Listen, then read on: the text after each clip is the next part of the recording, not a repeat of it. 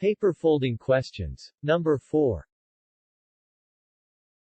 Take a square piece of paper and fold it vertically, from top to bottom.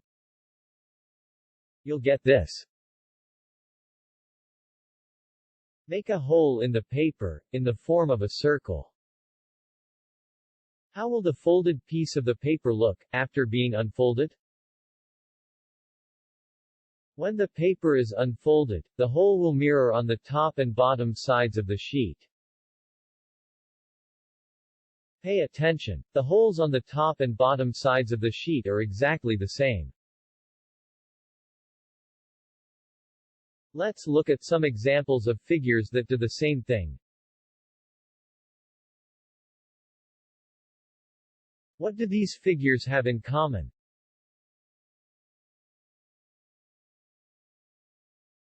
All these figures can be divided into half so that the two halves match exactly.